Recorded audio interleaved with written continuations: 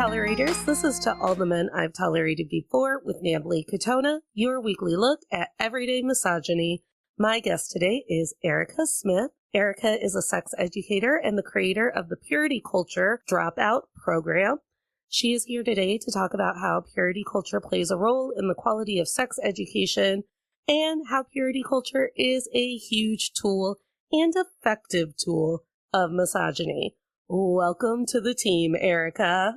Thank you so much for having me. I'm definitely a tolerator. Thank you so much. Whoever is doing the fight against good old misogyny just needs to go ahead and hit me up already. Yeah. It almost feels like we're too far in between, but maybe there are more of us, and I'm just pessimistic at this point as I walk through America. Well, hopefully, there are some of us, there are many of us, and I hope more people make their way to you and your podcast. Thank you. Why don't you go ahead and give us a little bit of background on you and your career? Sure. So, like you said, I'm a sex educator, and that has been what I've done my entire career, which makes it something I've been doing for 23 years now. I started doing sex education activism when I was in college, and my friends and I were taking like women's studies courses. We were women's studies majors, and we were very interested in the sexuality aspect of what we were learning and talking about. And some of my earliest sex ed work was like putting on festivals that had to do with sex education at Penn State in like 99, 2000, 2001, and having people lose their shit because they were so uncomfortable with it. It ended up on the national news before. We were being talked about on Fox News. Luckily, this was like way before social media. But that was like my early start into sex ed. And in the years since, I've worked in abortion care. I have the longest part of my career, I worked doing sex ed and HIV prevention with young people in detention in Philadelphia, mostly queer youth and young women who were locked up. I also work with trans youth and their families. And for the last 4 years, I have focused on adults who were raised in purity culture. So adults that were raised in high control religions, which ranges to everything from I signed a purity pledge at my church to I was like actually raised in a cult type things. So yeah, I've kind of built a decent following related to my purity culture work. And that is most of what I do these days. I think when it comes to purity culture, a lot of my friends don't really understand how often we're confronted with purity culture, but that's just our everyday life. Because I was thinking about your earlier career with the festivals and Fox News picking it up. And when I was in college, we very much I was part of I went to a Catholic college, and I was very part of the quote unquote women's league or whatever in our college. But the only sexual care we had was anti-violence care. So making sure that women had someone to walk with back to their dorms, or that people were aware of what you would feel like should your drink be drugged or things like that. And people are so comfortable with talking about sexual violence and compared to just sexual awareness and a sexual lifestyle that it boggles my mind. Well, that's exactly why we started doing these events, because we were like, well, as a feminist group, we're known for talking about assault.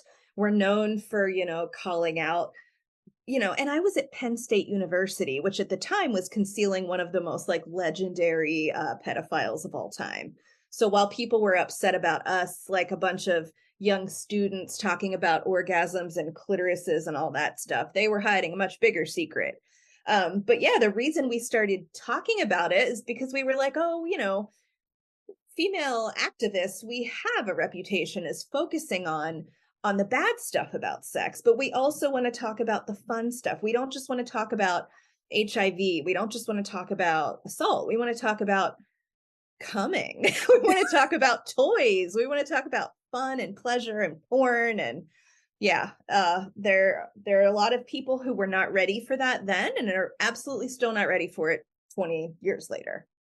I mean, and when I think about it, there's such an overwhelming amount of repression when it comes to the American sexuality, which I think has just like swung into a completely conservative realm that it might not have been in, say, the 70s and 80s. But all of a sudden, as a child, like sex was just more of like an after school special discussion where it's like, oh, Barbara had sex and now she will be a teen mom Yeah. and she will not go to college and she will work at the mall for the rest of her life. Or, my God, she may go get an abortion and now no one is her friend in her ninth grade class. And it's always very Degrassi style, like you will have sex, you will get gonorrhea, you will die. Yeah, for sure. I mean, our country was founded, aka like white European settlers came to this land and they put their own values on the folks that had already been living here. So I talk about this all the time when I do like presentations about purity culture, but when those like white religious settlers came over here, they were shocked and repulsed by how indigenous people had very different sexual values and sexual behaviors and sexual practices, and they decided that that wasn't going to do. And I mean, when we use the term puritanical, Americans are very puritanical, like that's what we're talking about. They put their very specific ideas about uh nuclear families and monogamy and uh keeping pure for women and all of that shit. They brought that with them and it's baked into the fabric of this country. So even if you weren't raised going to a church where you learned that you were a terrible slut if you kissed a boy, you're still getting that message from media. You're still getting that message from pop culture. Like it's everywhere. Yeah, there was a very overhanging theme of, well, you wouldn't want to get a reputation now, would you? You wouldn't want to be the girl who dated every guy in her class, or you knew the girls who were dating around or sleeping around, or even not sleeping around, but men have said that they got to sleep with her or whatever. And it all feels very like Plainsville, Pleasantville, USA. Like it should have stopped right around the time that Mad Men ended. But instead, we're just holding on to it. And now there's this whole weird movement where it's like the 50s were so great for women. They got to have booze and pills and they never had to work.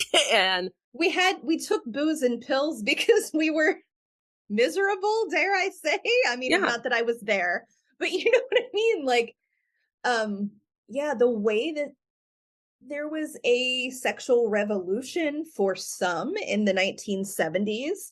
And, it's all very interesting historically because then not long after that, we were faced with the AIDS crisis and then people responding to the AIDS crisis. And wherever we've ended up today is this, to me, very terrifying denial of sexuality as a part of our everyday lives. The way that they're banning books, sex educators are being called groomers and pedophiles. And this was the language being used against queer people in the 70s, and they've like brought it back. And it's honestly, when I started doing this work as like a young woman, I would not have envisioned that when I was in my 40s, the landscape would be what it is like today.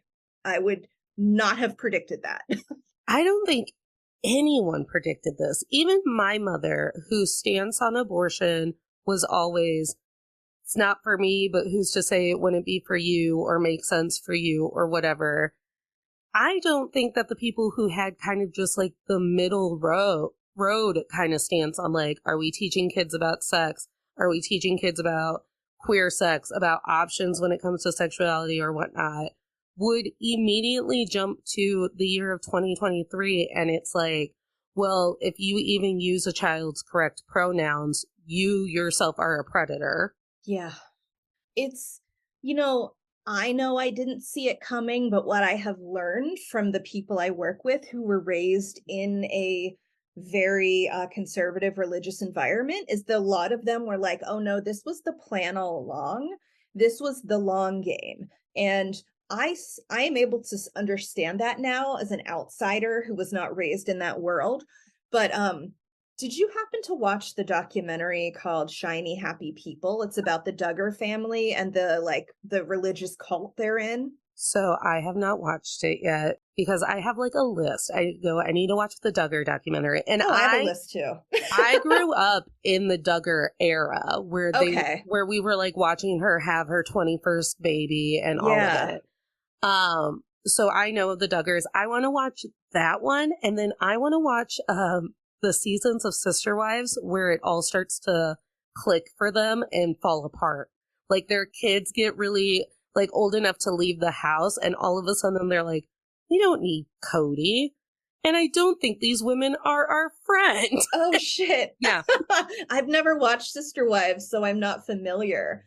But the reason I brought up the Duggar documentary is because they go into detail about the systems and the figures and the forces that have been essentially prepping young people to enter politics, to enter different stratuses of society so that they can be like the good Christian foot soldiers who end up working for judges or being judges. Like this is starting to bear fruit. That sounds very biblical of me to say, but like all that effort that was put into like creating these young Christian warriors, they're now the people that are like in government and they're doing all this shit. So that's something that I had never known as somebody who wasn't raised in that world. Well, and so I was raised partially Catholic. And I say partially Catholic because we were Christmas, Easter Catholics. Uh-huh. And should grandma ask, yes, I still took communion. I was at a Catholic funeral over the weekend for my great aunt, and my cousin and I just giggled the entire time because we didn't know responses. Oh my gosh, there's a lot of, I mean, I've been to Catholic weddings and I'm like, wow, there's so much to do, so much to say. There's kneeling. I don't know. Was there kneeling? Yeah. Well, yes. And we chose not to because my knees are horrendous and we're lazy people. I don't know. And my aunt and I were talking late into the night because I was staying with her, and I was like, have you ever ran into like a very devout Catholic and you don't get it? Because like our form of Catholicism was just like a little spice at Christmas and then we left it for the rest of the year. Well, that's how my family was with just Christianity in general. We weren't Catholic, but I was, baptized in a Methodist church, and we were very infrequent attendees. It was Christmas Eve, never Easter. I always say that we were casually Christian because we celebrated Christian holidays, but in the most commercial and American way possible. So, Easter for me wasn't about like resurrection. It was about a basket full of chocolate. And I feel like I am grateful that I do not have religious trauma because those are the folks I work with. And knowing that there's children being raised to be like, everyone's mortal soul is your responsibility and you're going to go to hell if you do anything out of line. I'm like, that is a terrifying, terrifying thing to put in a child's psyche. Well, and it was a previous episode where we started dissecting Southern Baptist or Southern Christianity because my friend was a non-Christian living amongst it and raising a daughter. And we just started to divulge into Catholicism, and I go, it's amazing how little I spent in a church, but I still have I grew up with very Christian, morals, you will get married. That is the man that you will have babies with. You will only ever have sex with said man, and it will be a man. And pronouns and transitioning and queerness, and, it's not bad, but it's definitely for other people. Keep it out of our family. We're accepting, but we're not welcoming. And it shaped my adulthood. Here I am giving a lot of energy to dating men that I'm not attracted to. I don't actually find joy spending time with. And it's in the middle of the episode where I go, Elizabeth, fuck, I might have to start considering dating women. And she's like, yeah, I don't know why you wouldn't. I love that you kind of had that realization on air, like while you were recording. Yeah. And now it's kind of become like a canon event where it's like, oh, and then Natalie realized she never enjoyed this to begin with. I got just far enough outside of like, oh, okay, no one is even expecting me to go to church for Christmas. And you just engross yourself in other communities and you realize, oh, there's a whole world that was just like shut off in my brain as an even possibility. Yes, which, you know, that's where the term compulsory heterosexuality comes in for me, where, you know, you're not presented with any other option. It's like, of course you will date men. Of course you will marry men. And a lot of the folks I work with are queer people who were raised in high control religions. And so many of them have this shame that they didn't understand their queerness earlier. And I'm like, you were not permitted to understand it earlier. It wasn't even presented to you as an option. So please try not to get down on yourself for not knowing you were queer till you were like 30 or 40, because it was like, it wasn't even on the radar for you. And when it comes to sexual pleasure, my experience in the Midwest is anytime a woman would be like, oh, this is what pleasure feels like for me, or even ask for pleasure, the men that I have dated in the past are almost like repulsed by the idea that like I would be dirty enough to then want to dirty up their life by us both coming. And that's, I like, that is a common feeling, but it's just, I'm just aghast even thinking about it and hearing about it. When I was a kid, my friend's parents gave her like a sex ed book, and I realize now that it was a Christian-based one. And when we were in middle school, we were reading this book, and it said in the book, it was describing sexual intercourse. And of course, it's like a husband and a wife in bed. And it said, you know, during intercourse, the man has an orgasm. And then it said, sometimes the wife does too. And even as a kid that was like years from being sexually active, I was like, that sounds kind of fucked up. Like, that doesn't seem right. Yeah. And then I start to equate that to, I come from what I would assume is and it's shocking for outsiders to watch my family because we are a very intimate family. Like, we hug, we kiss, we're very like hands-on in our affection and loud about it. My cousin and I were joking because she goes, have you ever realized that if you approach anyone in our family or they approach you, the byline is, oh, thank goodness you're here. You're my favorite. Aww. She goes, and it's everyone. You're my favorite. I go, oh, I skipped that phase and went full into our grannies and our great aunts by going, you're the most beautiful child I've ever seen. The most beautiful and the most smartest child I've ever seen. And we're that family. It's big, fat Greek wedding all day, every day. When I start to hear other people's experiences and how this evasive purity culture has made basically the act of any intimacy predatory and gross and a crime, I'm like, oh, we're raising children who aren't hugged a lot. Plus, we added a pandemic on top of it. Yeah. Yeah, that's definitely something I think about too. A lot of the people I work with will straight up say that when they were young, they weren't allowed to physically touch their peers. You know, and I know I'm talking not about a family, but just like your friend group. So I imagine if you're touchy-feely in your family, you probably were touchy-feely. You know, I was very touchy-feely with my girlfriends as a kid. We would like have sleepovers and share the same bed and hug and all that stuff. And I hear from people all the time that they weren't even allowed to hug their friends because hugging could lead to thinking about sex. And we're talking like depriving a young person of a human need, which is physical touch, for the under the guise of this is going to keep you pure. And that's just absolutely fucking batshit to me. And I've mentioned this before that on one side of my DNA, I have a very physically and emotionally and loud, intimate family. And then on another side of my family, I had uncles who wouldn't hug me or really talk to me a lot once I hit puberty. And it's like, oh, and it's like, and the line was, uncles don't hug. And I was like, well, I have 18 uncles who hug me over here. And they're like, no, uncles don't hug. It's weird. That is a bummer. And I know you're not the only family that experiences that. And some people, some adult men just become so uncomfortable with girls who, once they've reached womanhood, it's like, oh, now I don't know how to relate to you. I don't know how to look at you as an equal. I don't know how to have a conversation with you. And that is just really fucked up and unfortunate. And I think it's, it clearly gets in the way of what could be an otherwise like a relationship. I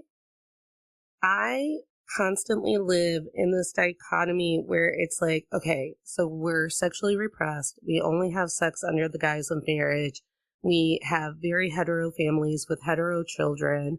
And then I think about all the ways that I was sexualized by a very young age. Mm. So, oh, is that your little boyfriend in your kindergarten class? Isn't that cute?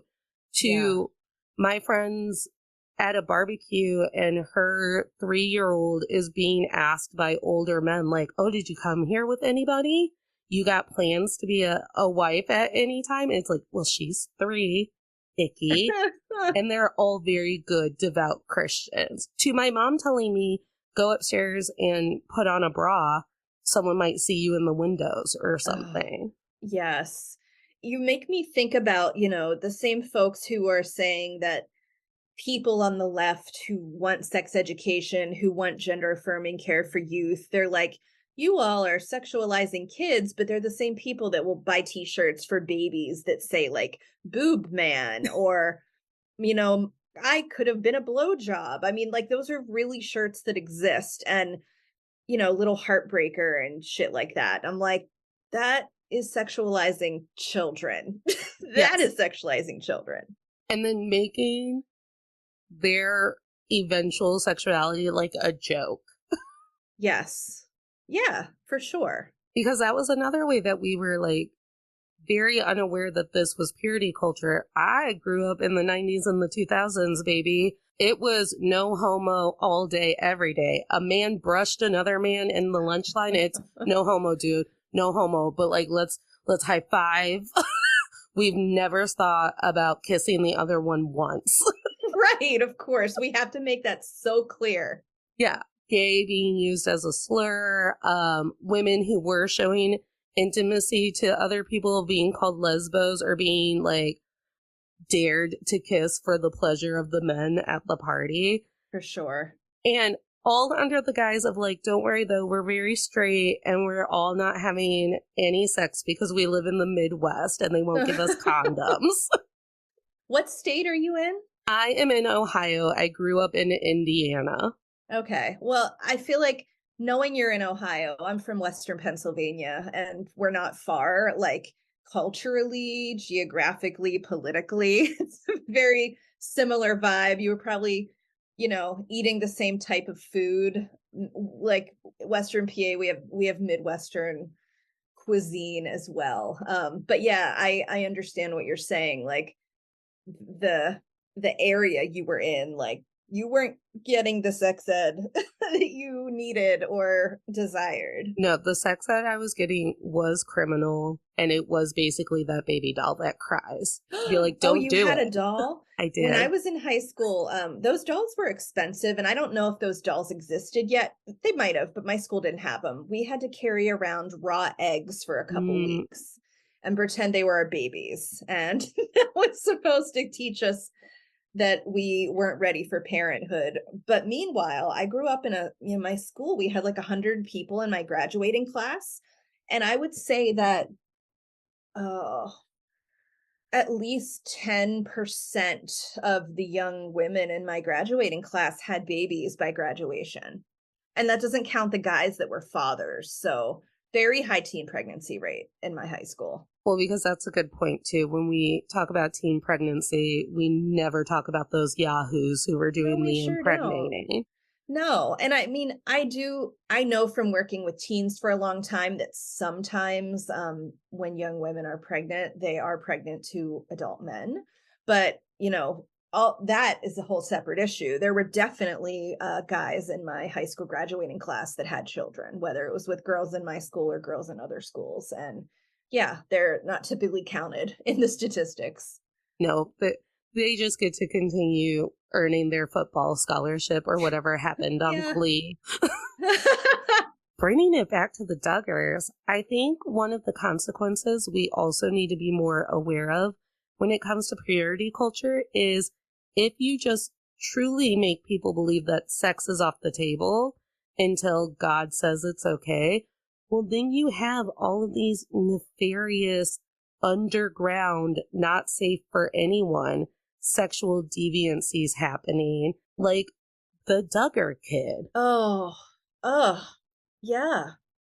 I mean, it's so complicated and there's so many factors that influence like whether a person, acts in a sexually predatory way.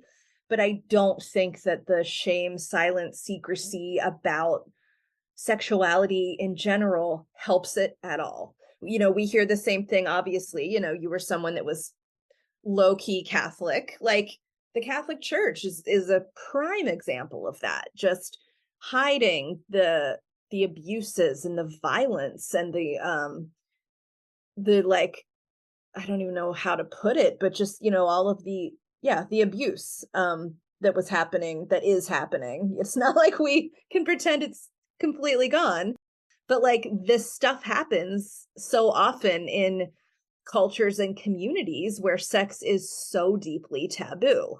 Amish folks, you are in Ohio, I'm in Pennsylvania. We both have Amish communities in our states. That is another very secretive, very insular religious community where sexual abuse runs rampant and they don't trust outsiders. So like the victims don't typically get help. Right. And it's purposeful how those communities make you mistrust outsiders, but also don't provide you resources. So I'm thinking about the literacy rates in Amish communities. What we all saw from Breaking Amish or Escaping Amish or Amish Mafia. I was a Oh yeah. huge TLC fan. I remember Amish Mafia. That show was wild. Wild. Just wild. And they replace a well-rounded sex education with just no education. Like all of a sudden you're never going to think about it, or you will just stumble into a sex relationship and just know how to handle that emotionally or physically in a way that you are well. Mm-hmm.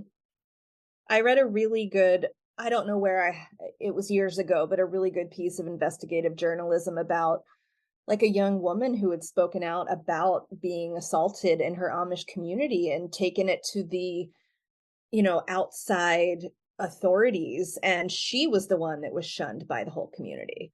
There ended up being a trial and the entire community was on the side of the man who was on trial for like literally, committing heinous sexual assaults against a young girl.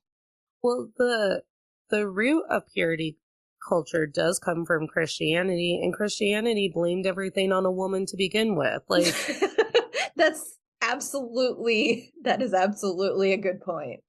we'd all still be sleeping by that waterfall if Eve had just said no to a snake and a snack. A snake and a snack. I mean, yeah. So it's no wonder that people take that you caused a man to sin, you caused a man to stumble thing to such a literal interpretation and to such an extreme. And you alluded to this when you said you were told like you better go cover up for whatever reason. It also just makes me think of the way that school dress codes are always about girls not distracting boys, and they tend to get disproportionately enforced on like bigger girls and bustier girls and curvier girls because their bodies are already sinful just by nature, and you can't cover up that kind of figure. Right. Meanwhile, there's also, again, growing up and going to high school in the early aughts, there was no hiding my hips or my boobs in any sort of crop top, low rise jeans situation. Oh, the I could go off about the fashion of the early aughts, and I do often, and the fact that some of it's back. I've seen like girls in those little like handkerchief shirts. I'm like, bro, I see your hip bones. We can't go back. Yeah, and I mean, and the shame surrounding school dress codes, where some of them don't actually even send the girls home from school. Like, there's just like t-shirt Oh, they moo-moos put that, some big ass thing out of their closet on you. yeah, Yeah. that says something like, when I can dress appropriate, I'll dress myself for school or I would something. I would oh my god. I like that is the equivalent of putting a scarlet letter on someone and marching them through the town square and everyone screaming shame. Like that is so fucked up. And people don't connect that. We've started to. The number of TikToks I've watched of mothers calling a school on speaker to be like, why was my kid sent home today? I'm not that on TikTok, but that is not a corner of TikTok I knew existed and I need to know. Yeah, I think millennial moms are mad. We're just like infuriated all the Yeah. time. Number one, that I had to give up my work day to come and get you. And number two, it was because your shorts were a little bit above your knee. Like, was your lip hanging out? Like, come on. Right. Does this interfere in your ability to read or write or yeah, I need to see some of those TikToks. I hear stories about not just from people in churches, but like public schools, not just Mm-hmm. Catholic schools, public schools where this kind of thing is done repeatedly, and it's so often done, it's always the girls, and very often the like fat girls, the curvy girls, the girls who develop early, or the black and brown girls, or all of the above. You have to be in lawn skirts and lawn pants, unless, of course, you're cheering for a sport, because then we have championships to win. Oh, it's madness. While you're out and doing your work, is there any, because I'm constantly trying to like connect dots to people. I love that you mentioned that that people who are deprogramming from their very Christianity places or whatever are saying, no, this was purposeful. This was their goal at the beginning. This is how they're infiltrating government and schools and things like that. I've been saying that about the American government when people just woke up one day and went, what do you mean my abortion rights are gone? That doesn't feel very 2023. And I'm like, no, it started before the pandemic, when all of these white dudes just sat in a room and was like, what pisses us off the most?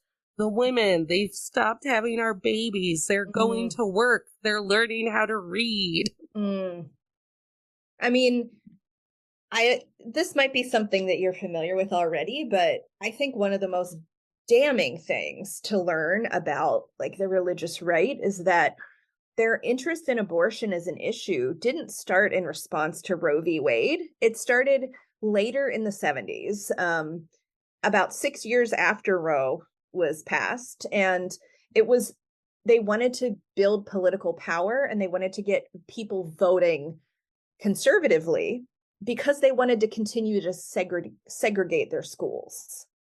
And Jimmy Carter was the president at the time, and they wanted him out. They replaced him with Reagan eventually. And the whole idea was, we need to find an issue that Americans can rally behind so they'll vote conservatively. And they had a meeting and made a decision. The men involved, like, you can find their names. I know one of them was Jerry Falwell. But they like very intentionally were like, we're going to get people pissed about abortion. That's going to become our pet issue. And then that will give us massive voting power to put the politicians and the judges in the positions we want them to be in. And here we are in 2023, or, last year, and Roe is wiped. Yeah, I had heard the very basic outline of that story, where it's like churches used to actually either not weigh in at all about abortion, or some were pro-abortion. Yeah. Even the Southern Baptists, who we've mentioned, no love lost there. But the Southern Baptists, even in the 1970s, up until like 76 or 78, they were talking about abortion at their national convention and saying that it's something that should be protected and that it's something that can be a legitimate choice in if the mother is in danger. And they included for like mental and emotional reasons. It wasn't just like if you're going to literally die if you have a baby. It was like their policy, the Southern Baptist Convention's policy on abortion. It's written, like there are receipts, you know, like it's just so vastly changed since then. They used to think that Catholics were weirdos for being so involved, and they were like, oh, that's a Catholic thing. That's a very intense Catholic thing, and them and their Pope. Yeah. Even like the Democrats in New England were more conservative on abortion. So we're talking about, you know, the old Irish Catholic families, like the Kennedys and stuff. Like that's where the people were voting. Like that's where they were most concerned about abortion. And if you look at a map now, who's concerned about abortion and where the abortion laws are most restrictive, or in, you know, like the South and the Southeast. And I think one of the hardest things about me in church currently, not that I go and not that I practice, I have crystals somewhere on this desk, but when I am talking to someone who still makes that a part of their life, part of me is like, okay, but I've been to therapy and it all feels like indoctrination and gaslighting.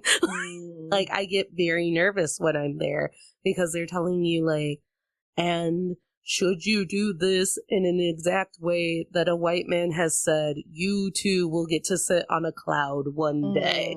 And that feels like love bombing. Or purity balls. Like, we're going to get you in a really pretty dress. Daddy's going to buy you a ring. Oh my gosh. You may or may not feel like you married daddy tonight, but that's what we're doing. Like that, the way that my friend used to she used to allow her mother to come and pick up her kids and take them to the church rave because there'd be a DJ and a bounce house and all of it. And I'm like, but we know where the weirdos are and it's not your mom's church. And she's like, I know, but they love the rave. Yeah, I mean, churches know how to recruit young people with events like that. The church rave.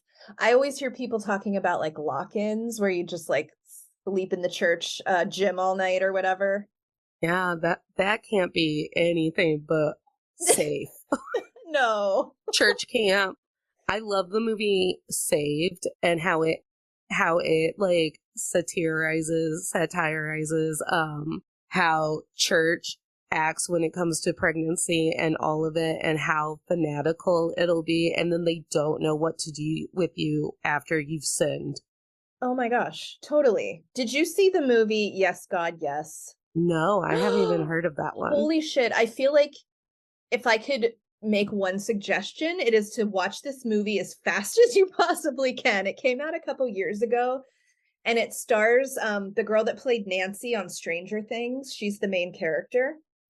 And it's called Yes, God, Yes. And it's about a bunch of teenagers at a Catholic church camp. And everyone's very horny and everyone's very hypocritical. It's a really good movie and it has a beautiful message at the end. Fantastic. You should definitely check it out. Well, and I think that's something that really does us a disservice to being raised in a country that was founded. I love to remind people of this, how it all clicked for me. I was watching Something Rotten, which is a musical about William Shakespeare, and you saw the pilgrims go, ew, and then like flee for the Americas. And it hit me. I was like, oh, we're the motherfuckers who fled the Renaissance. That is who raised us. They were like, it's getting a little too loosey-goosey and fun over here. We gotta go to a new rock. We want to go to a new rock and like sleep on hard boards and deny ourselves literally any pleasure in life, which is one of the reasons that The Witch is one of my favorite horror movies. Would thou like to live deliciously? I'm like, yes, I would. Meanwhile, while we're coming up with ways to have sex without having sex, like just like soaking, like if we don't move, it's not sex. I really thought that that was a myth, but it's not, because I've definitely talked to and worked with folks who have done or have, have participated in variations of moving the goalpost for what makes sex actual sex. And for some people, I mean, we've always heard about the loopholes, the oral sex and anal sex are God's loopholes, all that. But like, there are actually folks who will do insertive P and V and consider it not sex if like the guy doesn't come, Right. if he doesn't finish. If we just lay here, it's Yeah. fine. And I think that's the biggest disservice. And it's what we do with men and anger. You never taught us what to do with all of our horny feelings. And now we're just doing really weird and odd shit.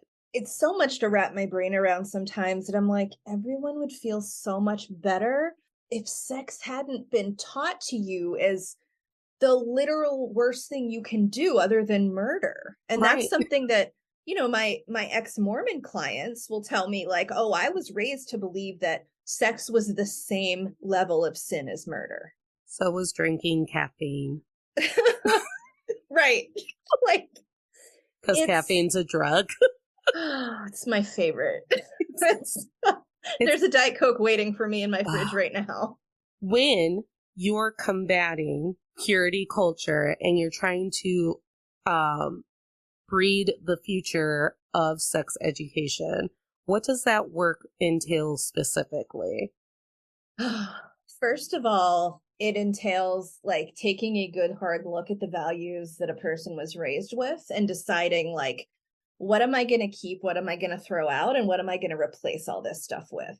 Because a lot of folks, they'll come to me and they'll be like, I don't know what I believe anymore. I know that I don't believe that I'm going to die if I have sex. I know I don't believe that being gay is a sin, but I don't know what I believe now. And I don't know how to like live those beliefs. So there's a lot of work on examining that stuff and giving yourself permission to have a new set of sexual ethics that's not dictated by your church or by a Bible. I definitely do a lot of work with that, like just giving people almost like the permission to create their own set of values and then helping them figure out how they can live by those values. And, for a lot of people, it ends up being pretty simple. Like, yeah, I believe that consenting adults should be able to make their own decisions as long as they're not hurting anyone, and people can have the kind of sex they want, even if it's not my thing.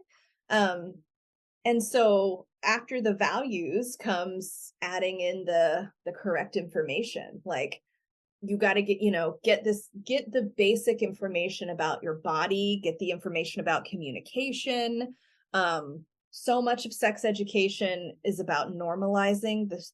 Everything is, the range of normal in human sexual behavior is so broad, and most people just want to know that like they're not weird, and most of them aren't. It's like, that's a perfectly normal fantasy. It's not weird that you think this. It's not weird that you masturbate by humping a pillow. Like, there's so many things that are normal.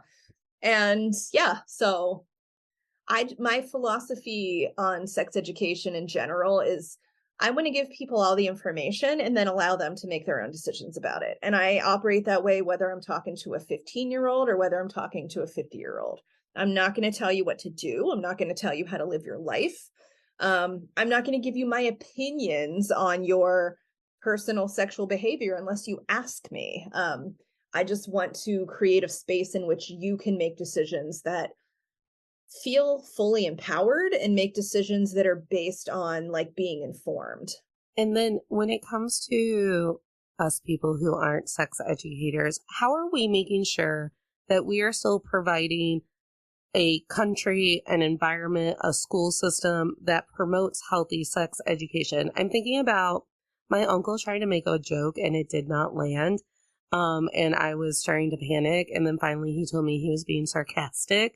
But we just had vote Ohio no on situation 1 because it was going to be a very sneaky way where they wrote it to where it's like, well, clearly if 60% of your state's population doesn't believe in this, we should then have the white men in the fancy room just vote and have them make the call.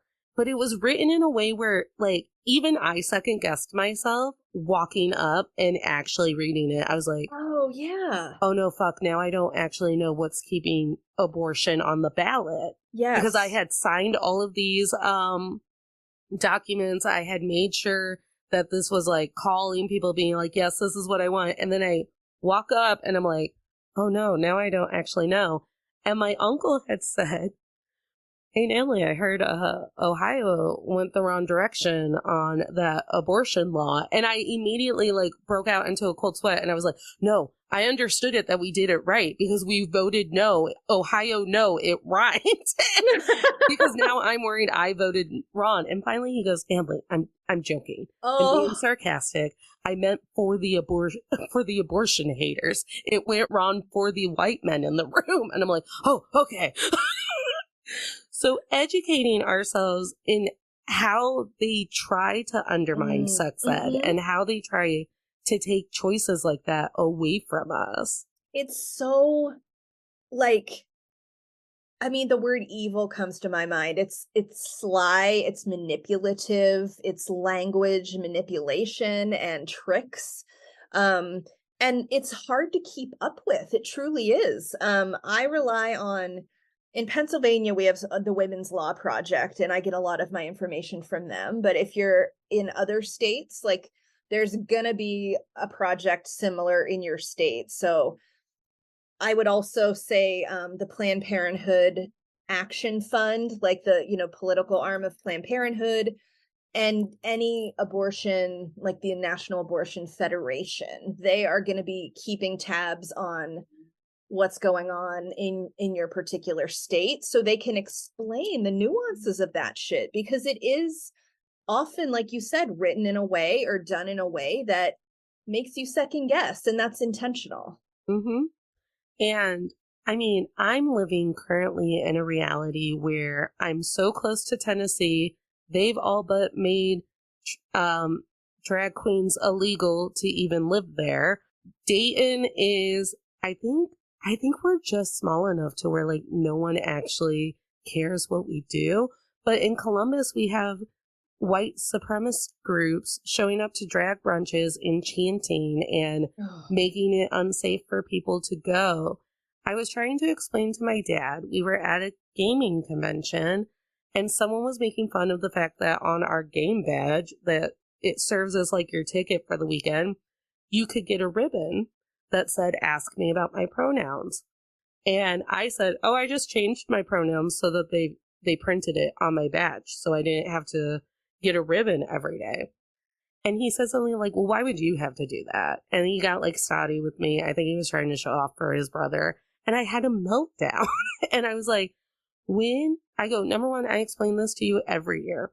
When I make pronouns something that's just normal and safe to talk about, and like we all just respect one another, people stop dying. That's all I'm trying to do, is to stop a hate crime today. Yeah, and to do your tiny little part in making something like acknowledging and asking for pronouns seem just a commonplace thing. Yeah. And I told him, I was like, at some point, and I don't know when it's coming, but it has to come soon, there will be something that happens to our family that makes you realize how scary our country actually is. Because there's just like, they're really good at gaslighting us and sweeping it under the rug and being like, we're just trying to do what God would have wanted. It's so much. It's so much that I'm like. And then we're like, we just wanted jobs. We just wanted to graduate college and we wanted to make salaries. And maybe buy a house, maybe not have student loan debt forever. Maybe buy a house, maybe not have student loan debt. And we literally have to lead this very slow burn revolution where it's like, we're not taking to the streets and we're not burning down Amazon warehouses, but we're just kind of like sitting at home simmering on TikTok being so mad. Memeing. We're memeing it. Yeah. We're just like, what do you mean you didn't change any laws based on my really good SpongeBob quip? I mean, memes really get me through, like honestly. The socialist memes out there and oh my gosh, they're just because to me, like, humor has to be part of my everyday life. That's part of pleasure to me, is finding humor in things. And despite all of the serious shit you and I just talked about in the last like hour, like we still managed to like laugh at a bunch of stuff. And Yeah. I'm like, there's no other way to be in my mind. No, at all. If I'm not laughing, I'm crying. So well, and speaking of TikTok, everyone was on board for like America taking over TikTok. Oh, thank God, we'll be so safe. America's gonna get a handle on TikTok. I go, America? With Bezos and Musk and everyone suppressing sex workers, sex Oh my God. educators, and people of color in the queer community. Oh, sure. I can't wait for that TikTok. No, no. Social media is such a mess. I mean, I'm still on Twitter. I'm not going to call it its supposed new name because that's just so stupid to me. That Like ugly icon. that ugly icon.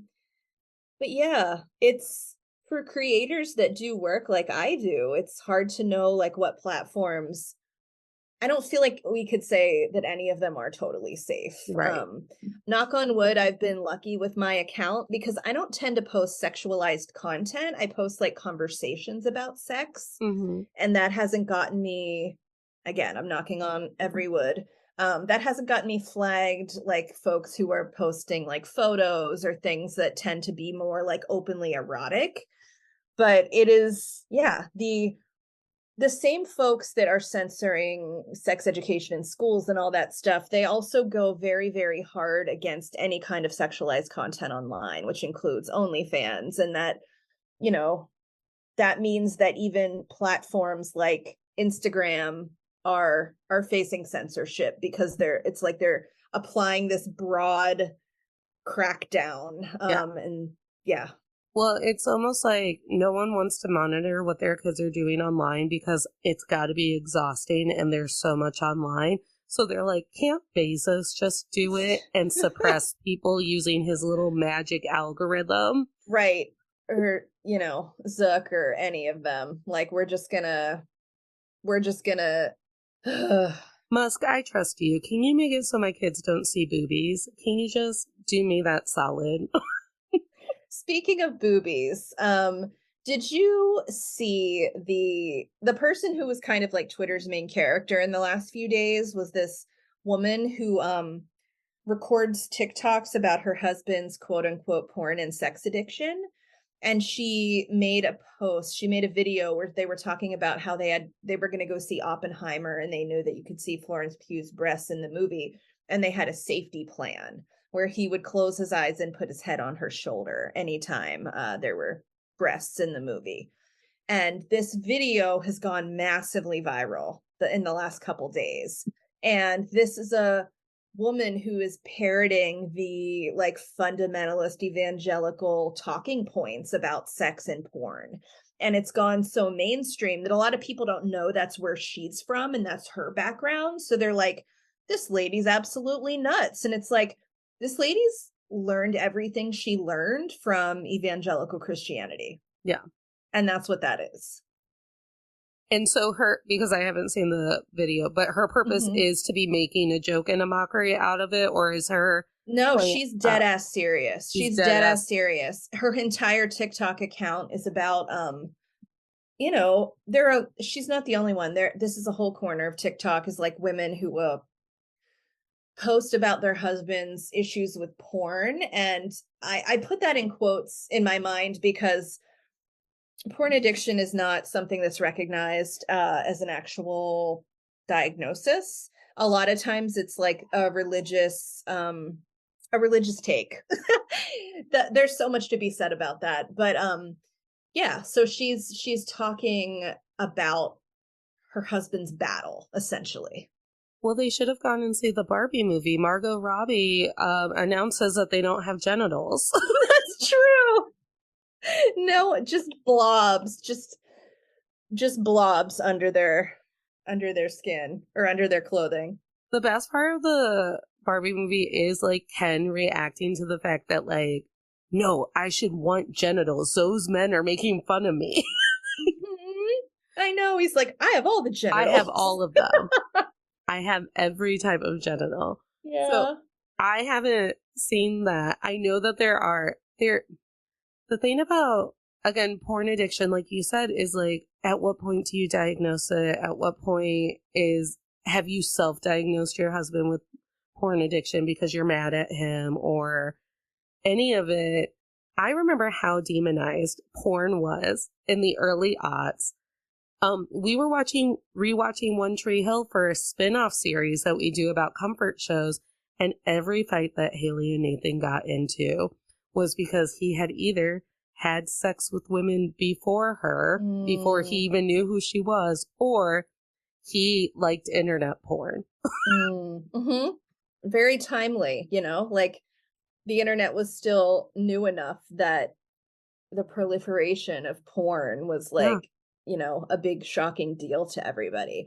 But, I'm not going to be long-winded here, but the thing about porn addiction is that scholarship around it is really complicated. Neuroscientists who do sex research have found that porn does not stimulate the brain in the way that other substances do for an addict. So actually calling it addiction isn't helpful or accurate.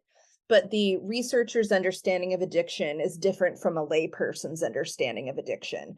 And religious anxiety clouds a lot of this, because if you're told porn is bad, it ruins your brain, it changes your brain. None of that it doesn't change your brain. That's not ever been demonstrated.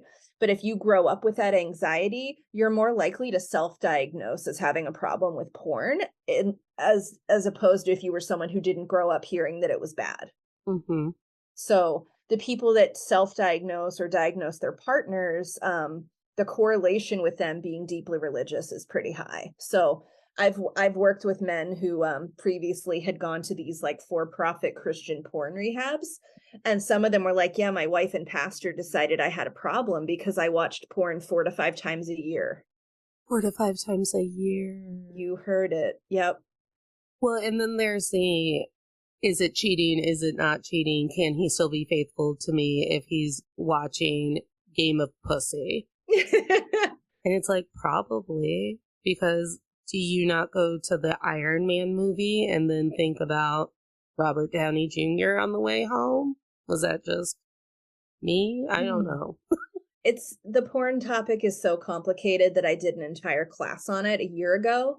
And I wrote a big section about it in the sexual values workbook I created, which is like how to evaluate, your feelings on it and your feelings on your partner watching it. And in the porn class I taught, I go through like how to talk to your partner about it, how to evaluate what's okay in your relationship.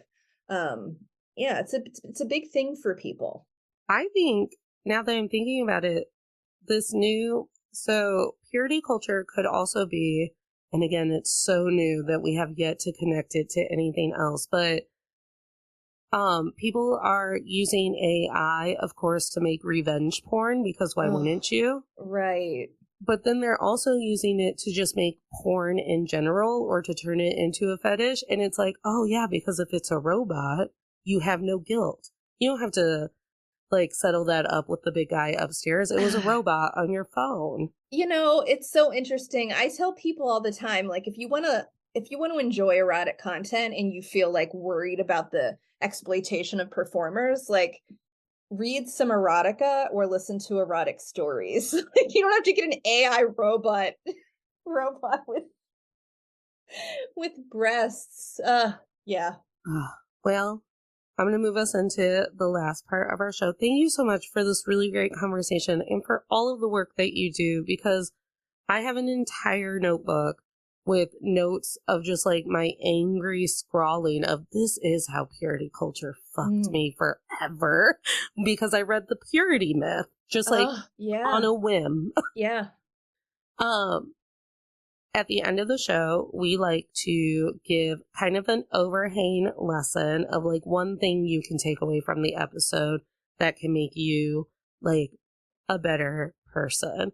And then we like to manifest by adding in some positive energy of what we hope happens in the near future. So my parable for everyone is that it is literally never too late to begin exploring your sexuality if you feel like it's been stunted by anything. If it's been stunted by abuse, assault, or purity culture, which all end up resulting in similar manifestations for people, but it's never too late. So if you're 50 and coming out of purity culture, if you're 20 and coming out of purity culture, you have the rest of your life to create the kind of relationship with your sexuality you want.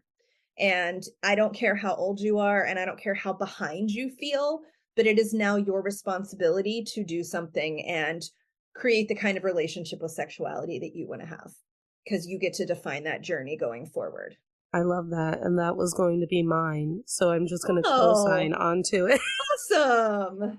Brain twins. You probably put it more eloquently than I was going to. What about your manifestation? What would you like to hope for the listeners and the universe and the country going forward? The listeners, the universe, and the country. I want us all to feel more ease with ourselves, our bodies, our desires, our pleasure, the things that we enjoy, and to feel less shame and guilt for them. To just, I'm like, let the soft animal of our bodies. Let You know where I'm going. let the whale song sing. I just want us to feel more at ease in our bodies. Yeah. Mine is a very practical one. I wish that there was an OnlyFans type of website that, and I guess maybe Patreon tries to do this, but it's OnlyFans, but it has nothing to do with like the gratification of sex or sex work. Instead, it's like, I'm a fan of women having equality, and you're not suppressed in an algorithm anymore because it's not a billionaire at the head of it. Mm-hmm. So just like a safe place on the internet, kind of like when the internet was brand new and just some rando made a website and all of the like-minded weirdos found the forum and spent all day on it. Yeah, for sure. Before we had hashtags. Yes, that's a lovely wish. I would like it if people who are trying to end purity culture, fight for equality, are artists, are just people who don't piss off white male millionaires, stopped being suppressed by the algorithm so that people could find you. Wouldn't that be something? I would love that. Because deprogramming starts with information. You don't know what you don't know until you go, wait. Totally. I think somehow taking communion once a year made me believe that I couldn't be gay. It's a long, once you start pulling those threads, they all begin to unravel, you know. Thank you once again for coming and making the show way more informative and offering your expertise. Please let the tolerators know where they can find you. Fellow tolerators, I'm on Instagram, where that's kind of my main hub. My Instagram name is ericasmith.sex.ed. And I am also at purityculturedropout.com. And that's where you can find how to work with me. And tolerators at Men, I almost gave my personal one. At Men I've Tolerated Pod, that is where you can go to find us wherever you find us on podcast and on the internet, because there's no shortage of us on the internet. Consider joining the Patreon, and then maybe we can make the Patreon the place where they can't suppress us. And they can't suppress us if we're wildly popular. So continue to like post, comment some posts, and leave 5-star reviews.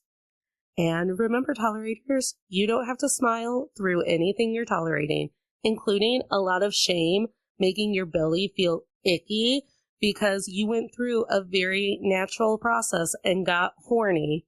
Smiles are for joy.